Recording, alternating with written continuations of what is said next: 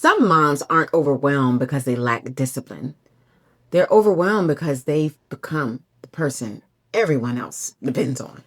If that is you, I want you to lean into this video because I'm going to address the unaddressed. You won't just feel tired. If you're listening to this and you can connect, you are functioning from a survival state. A survival looks a little different for leaders because you're high functioning. But if you really pay attention, you're short tempered, you're reactive, you have some resentment, you get foggy sometimes in your memory. And that's the dangerous part. Your family may start interpreting your exhaustion as your personality. Hi, I'm Dr. M, creator of the Peace Driven Leader Movement, and I help high capacity women like you, especially moms, build systems for life, leadership, and legacy. So success doesn't cost you yourself or your peace. One truth I had to learn the hard way is that although you can be incredibly productive, you also can be deeply dysregulated. And today we're going to face the hard truth that so many women have been unaware. And that is that they think that they need more discipline, more motivation, more inspiration, more prayer. But in actuality, what they need is nervous system restoration. Because there's a difference between being tired and being dysregulated. I need rest versus everything feels urgent. I need recovery versus why is everyone touching me, needing me, asking me things, making noises. And especially if you're a mom, you'll know this because you can quietly begin to deal with guilt. Because even when your children are touching you, it kind of irks you. You're always anticipating and overthinking. Your body starts operating like every moment is an emergency. And that is not peace. That's survival. So here's where it gets really important. Your family should not require your nervous system to function, okay? Your peace should not be the collateral damage of your leadership. And this is why this work exists, and I'm so passionate about it, because we need regulated rhythms. That helps you to be predictable. It helps you to create regimens. It helps you to cause people to be independent. It allows you to be able to take any environment you're in and make it operational. And so I want to talk to you about what life looked like for me before I was able to show up the way I'm teaching you today. Leading, managing, externally and internally without yelling. I remember being the yeller. I was busy. My nervous system was carrying way too much unprocessed activation. I viewed my leadership as a state of from a place of control, right? Like bossy. Sometimes I would snap unexpectedly at my kids, just being tired. Little things agitated me. I realized that I didn't have a structure or blueprint. And I wasn't failing because I needed more space or I needed another app. I was literally overloaded, chronically. I was functioning. If you looked at my life, I was consistent on most of the things, but I had many triggers that I was unaware of. And so today, or tonight, whenever you're watching this video, I want to really unpack what that looks like, because this is the conversation that's really not talked about enough. And I really want you to allow this to be your self-care moment where you can see and get more clarity around where you are and how we can shift you to a place that really feels at peace. And the way I want to do that, I want to talk to you a little bit about one thing, and 1 to 3 things you will get from me that I will tend to do just so that it keeps things simple. When things are simple, they're easier to implement. Okay. So this is my handy dandy whiteboard, and I want to shift you from this exhausted state, right? It's a state of exhausted. And I want to be able to shift you to a place of peace. Okay. And really, the beginning step, the first step, is awareness. And that's the piece that I feel like in the coaching industry has not really addressed at the root. And I believe, it really comes a lot from just wanting to scale and having group communities, which, I believe in community very heavily. And, however, can you imagine going to your primary doctor and there's 15 other people in the room with you? I feel like it's at the wrong stage. So sometimes you'll experience a community or a program, and as soon as you get in there, you are being nurtured by a group of strangers for the most part.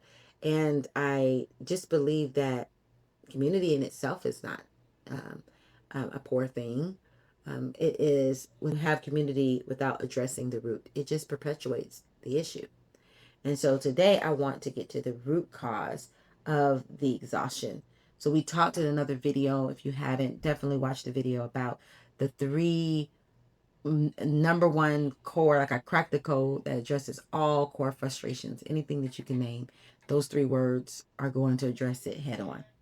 This is going to talk more so about triggers, because triggers is one of the fastest way that you can do what I call pattern recognition. And many experts that deal with behavior and analyze your behavior, they're going to focus on patterns.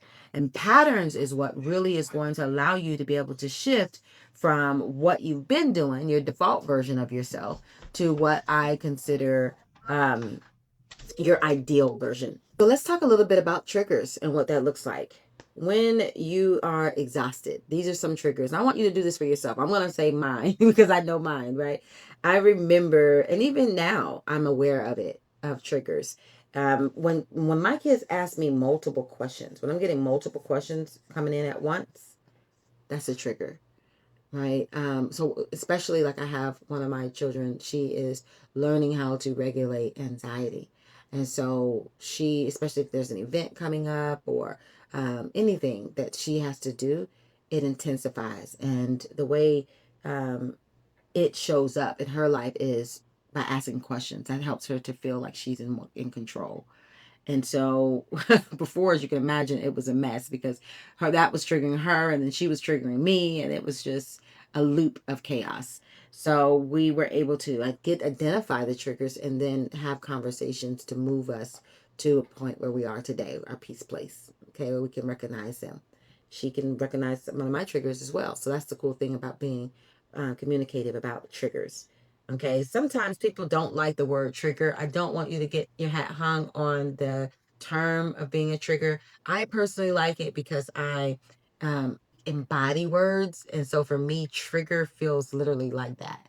Like this happens and that, and then this, I feel this.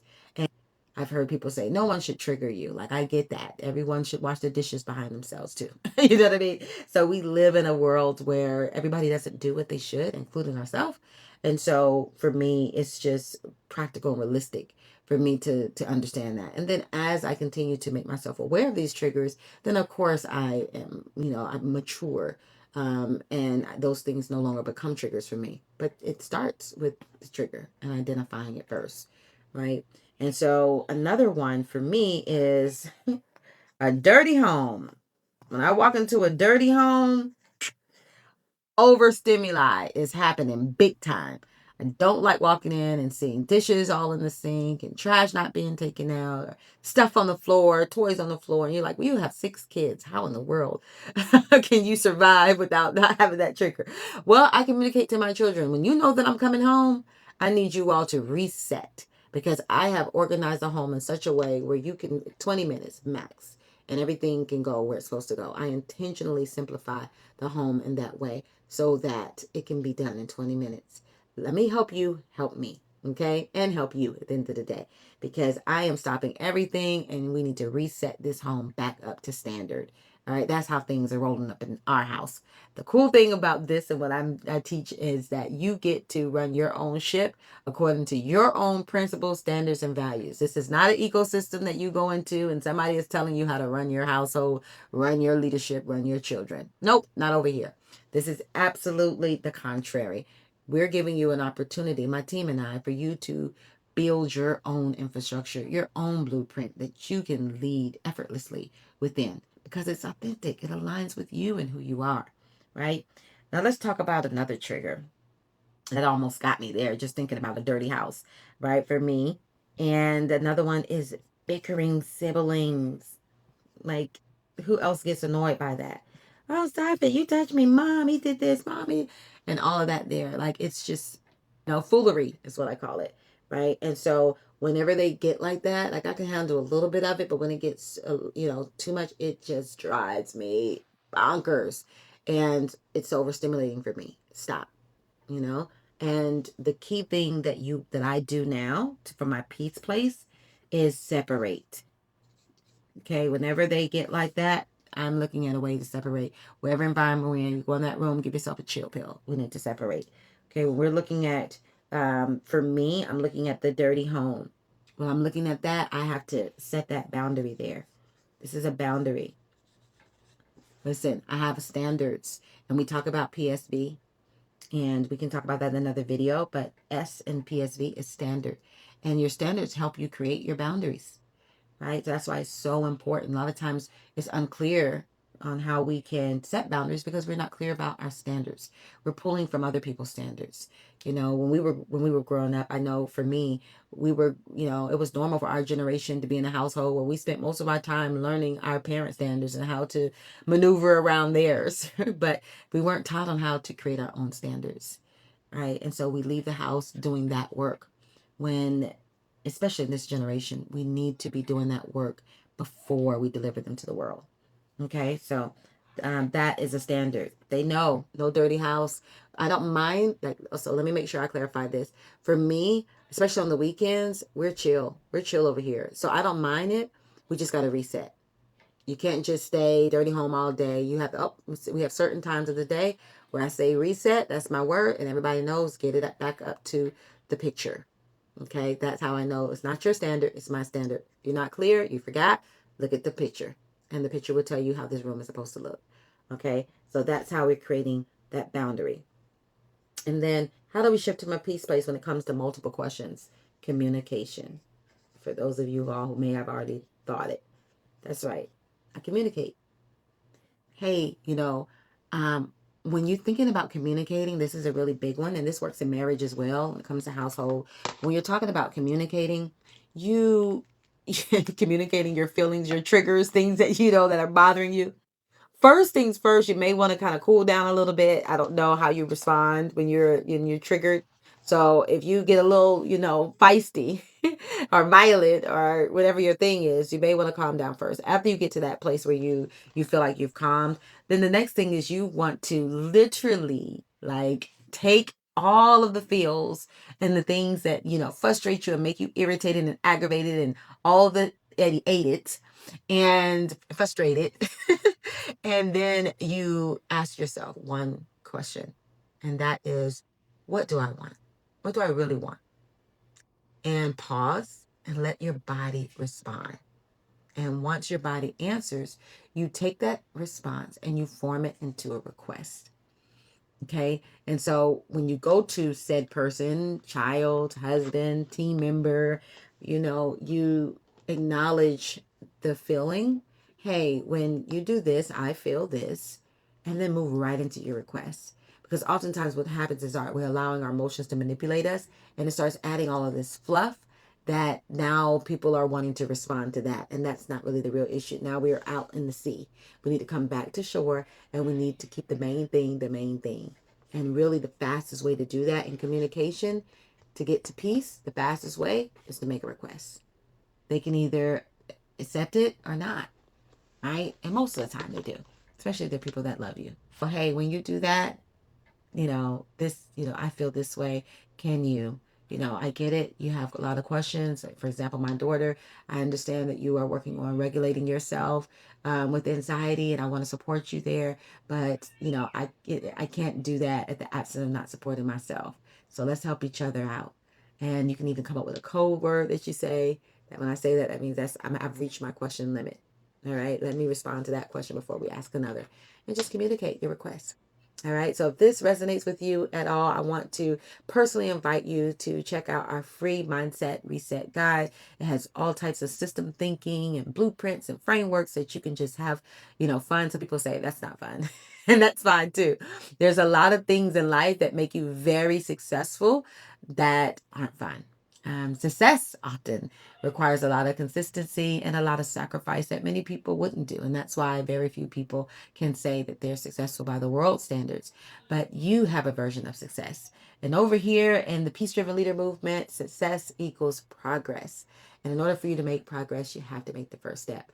So check out our free Mindset Reset Guide. And if you start doing it and you're like, you know what, I need more support, I got you. You want to go to deeper work in this, it's going to start with the awareness. Join our stabilizer. It is one of the best pattern interrupts that I have seen. I'm not just saying that because I'm the creator. I truly have done a lot of work in scientific research, psychological base, nervous system regulation, all the things where you can really allow yourself to move from an exhausted state to a peace driven state. So you don't have to do this in absence of achieving your goals, achieving your calling. Peace is the new standard of leadership, and you deserve it. So if that is you, I want to invite you into our stabilizer. And to the next video. Bye-bye for now.